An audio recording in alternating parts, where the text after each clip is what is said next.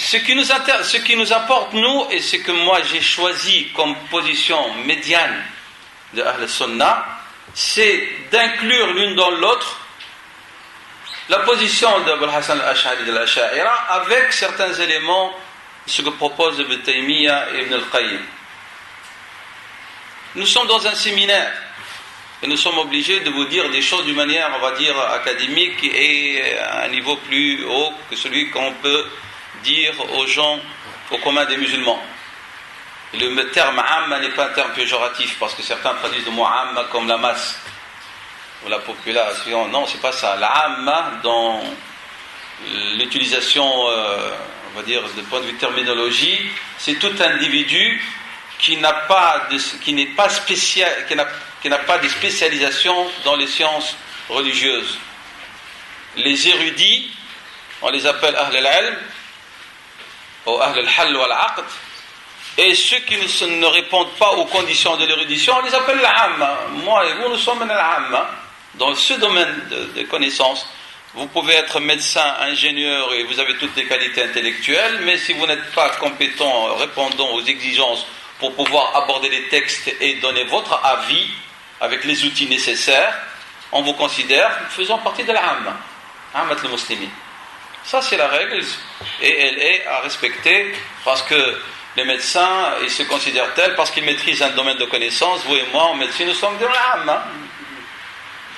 Pourquoi est-ce qu'on accepte cette dénomination lorsqu'il s'agit de médecine ou d'ingénierie, que lorsqu'on vient à l'islam et les sciences islamiques, tout le monde devient spécialiste. Il n'y a plus de Amma, il y a des spécialistes.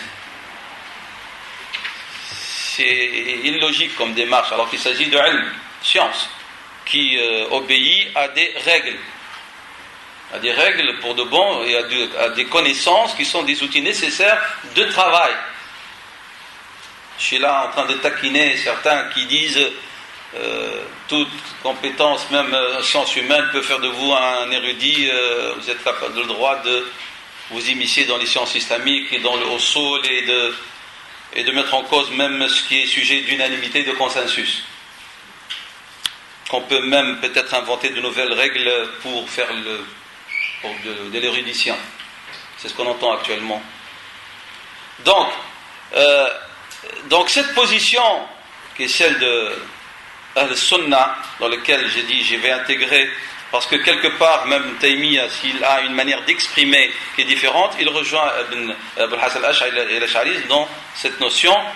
Qu'est-ce qu'ils nous disent? Ils nous disent Dieu subhanahu wa ta'ala, c'est lui qui est le créateur des actions de l'homme, toutes celles que l'homme, à lesquelles s'adonne l'homme librement et selon son choix, et celles qu'il exécute contraint et obligé. Les deux. On appelle ça en arabe al-af'al al-ikhtiyariya ou al-af'al al-iftirariya. Ce que l'homme peut faire selon son choix et ce que l'homme est contraint de faire, ces deux types d'actions émanent d'Allah subhanahu wa ta'ala, de sa volonté. C'est Dieu qui les a créés. Et l'homme n'est quoi? Il n'est que le lieu d'exécution de ces actions. Il est le sujet. Ou al-mahal, si vous voulez, qui va s'adonner à ces actions. Mais malgré cela, l'homme acquiert ces actions. Yaktasibuha, il les acquiert. Il acquiert ces actions, et vu qu'il est responsable de l'acquisition, alors il mérite, pour ce qu'il acquiert de bon et de bien, récompense et éloge, et il mérite, pour ce qu'il acquiert de mauvais et de mal, sanction ou punition. Ou aussi, dénigrement et pardon. Dieu fait ce qu'il veut, subhanahu wa ta'ala. Donc je vais expliquer que ça veut dire cette théorie de l'acquisition, le kasb. L'être humain, sans nul doute, il dispose d'une capacité pour agir. Sont exclus, selon notre religion, que les personnes qui sont handicapées, si je peux dire, pour certains types d'actions, physiquement, où la responsabilité où la personne ne sait plus ce qu'elle acquiert, c'est vraiment la levée de la raison. Parce que manat al-taklif, le sujet qui fait que la personne est interpellée, est responsable, la première et la plus importante, c'est l'aql, c'est la raison. Celui qui ne dispose pas de cette qualité, de cette faculté-là, il n'est pas considéré responsable, puisqu'il ne comprend même pas le discours. Il ne comprend pas le discours qui l'interpelle. Mais à côté de cette volonté, de cette capacité de l'homme, j'explique la théorie de l'kasb. À côté de cela, il y a quoi? Il y a aussi la volonté et la capacité de Dieu, subhanahu wa ta'ala. L'insan, il a une qudra, il a une irada, mais à côté de ça, il y a une qudra, une irada ilahiyya, divine. Et cette capacité et cette volonté de l'homme, elles ne sont pas égales, de point de vue force, à celle de Dieu, subhanahu wa ta'ala, puisqu'on parle du Créateur.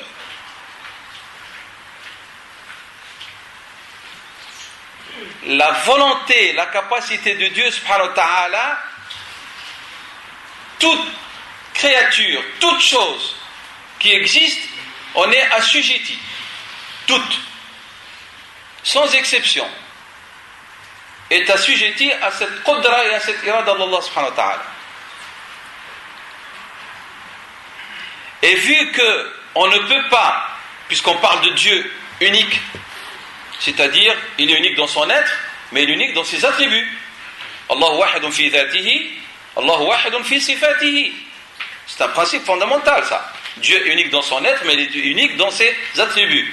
Donc cela inclut directement qu'on ne peut pas affirmer deux attributs qui se valent et qu'on attribue au Créateur et à la créature. Impossible. On ne peut pas.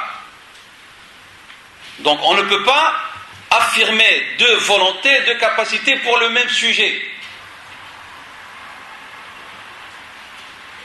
قال تعالى dans Sourate Al-Anbiya, Sourate 21, لو كان فيهما آلهة إلا الله لفسدتا.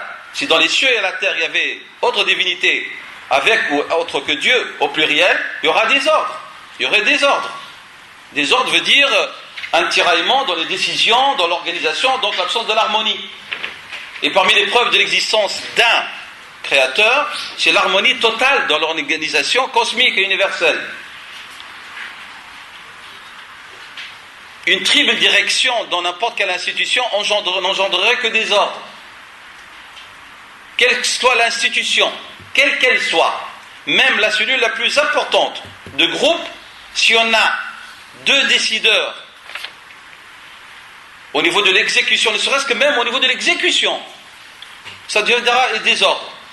Prenons l'exemple de la recommandation de Rasulullah sallam lorsque un groupe de musulmans part en voyage, même s'ils étaient deux ou trois, il a dit désigner un amir. Un amir, c'est pas un chef, hein. C'est une mauvaise traduction, c'est pas un prince. Il va se mettre une couronne chez l'amir, chez le prince. C'est-à-dire celui, elle a dit Sayamur, qui va ordonner. Il va ordonner quoi? Il va ordonner d'exécuter l'accord établi entre le groupe. Le groupe, il se réunit, on va décider de faire 4 arrêts d'une demi-heure, on va dormir d'un tel endroit, on va faire ceci, on va faire cela. Il y a eu consultation, il y a eu accord, l'émir, il va veiller à exécuter le sujet d'accord. Si dans l'exécution, je ne parle pas de la décision maintenant, l'organisation absolue, si dans l'exécution de la décision unanime on va mettre 2, ça va être la catastrophe. Ça c'est que dire lorsqu'il s'agit de celui qui va initier la décision. Si vous mettez 2, vous leur donnez la même autorité, il y aurait des ordres. Donc on ne peut pas affirmer iradatayn li maqdurun wahid, 2 volontés qui se valent pour un seul sujet, qui est le sujet de cette qudra et de cette irada. Donc il faut affirmer une seule.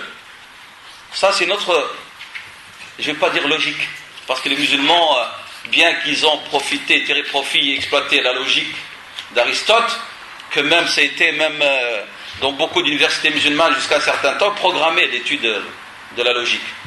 Dans les facultés de théologie, on a notre méthode qui s'appelle l'istiqra. On a une induction qui est une invention musulmane qui permet donc d'affirmer les vérités théologiques ou autres. Et donc, on ne peut pas affirmer donc deux capacités, deux volontés qui se valent. Il faut affirmer celle de Dieu l'unique, parce que nous sommes des unicitaires. Des monothéistes. Et donc, puisque la qudra d'Allah, puisque la volonté d'Allah est supérieure à celle de l'homme, et donc on ne peut pas exclure les actions de l'homme, de la tutelle de cette capacité et de cette volonté, et aussi de l'action de la création. Ça, c'est le raisonnement. Donc, lorsqu'on attribue la qudra, la capacité et la volonté à Dieu, on va exclure cette qudra, la capacité. Alors, on va l'exclure de cette qualité-là. Cependant, le kasb intervient aussi pour dire, l'homme qui dispose, parce qu'il est conscient qu'il dispose d'une capacité, c'est ça ce que tout le monde dit et réclame. L'homme dispose d'une qudra et d'une irada. On le sent. Je veux sortir, je sors. Personne ne peut m'empêcher. Ça, c'est le sentiment humain. Simplement, maintenant, si je vous parle en langage de la foi et de la compréhension de l'qada al-qadar, je peux vous dire, Dieu peut m'empêcher. Peut m'empêcher. Par quelque chose que moi j'ignore et qui ne dépend pas de ma volonté. Qu'Allah nous en préserve, un handicap, une maladie, la mort. Peut intervenir quelque chose qui n'est pas dans le cadre de ma capacité ni de ma volonté. Et donc Dieu subhanahu wa ta'ala, donc, il intervient. Ça, on y reviendra un petit clin d'œil là, on parlera de cette intervention de Dieu. Surtout, je parlerai un petit peu rapidement de la notion de la lecture de l'histoire, de sa compréhension islamique. Donc l'homme, malgré ce que je viens d'expliquer, dispose et il est conscient qu'il a une volonté, une capacité qui lui permet de choisir en dehors des actes qui lui sont imposés. Ce qu'on appelle l'iftirariya, la fal iftirariya, ça, on ne peut pas vivre en apnée. Obligé de respirer. Et donc, mais on sent qu'il y a l'ikhtiyar. Donc cet ikhtiyar, comment on va l'expliquer? Alors qu'on est en train d'affirmer la volonté de Dieu subhanahu wa ta'ala. Et bien c'est ce qu'on appelle le fait d'acquérir. Ce que Dieu a créé. Donc, il n'y a pas de contradiction. Allah al-Khaliqu wal-Abdu, et le serviteur, par cette capacité et volonté que Dieu lui a donnée, il acquiert ce que Dieu a créé. J'espère que j'ai simplifié et que c'est clair. Jusque-là. Toute chose dont Dieu dispose et qui est sous la tutelle de la volonté de Dieu, de sa capacité, elle est créée par Dieu subhanahu wa ta'ala. Toute chose. Ça, c'est le principe. Donc, et l'action de l'homme, il fait partie donc de l'action de Dieu et de sa création. Si le serviteur dit, le musulman, c'est lui qui crée ses actions, alors il devient un associé à Allah subhanahu wa ta'ala. Il devient sharik lillah. On ne parle plus de Dieu unique. Et ceci est impossible. Ne serait-ce que par les qualités de l'un et de l'autre. Par les attributs de Dieu et les attributs et les qualités de l'homme. Impossible qu'il peut être associé. Et c'est pour ça qu'Allah subhanahu wa ta'ala rappelle à l'homme de temps en temps qu'il doit se garder d'être arrogant. Et de vouloir partager avec Dieu ses attributs.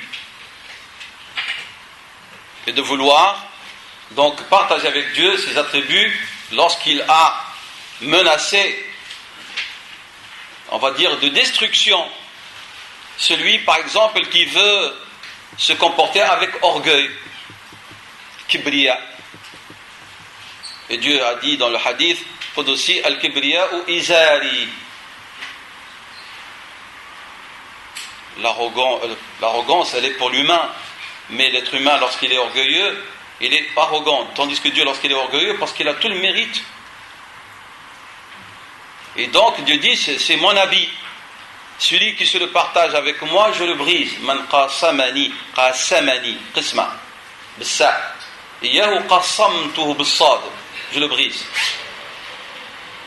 Parce que c'est un attribut de Dieu, subhanahu wa ta'ala. L'homme ne peut pas se valoir de ces attributs de Dieu, subhanahu wa ta'ala.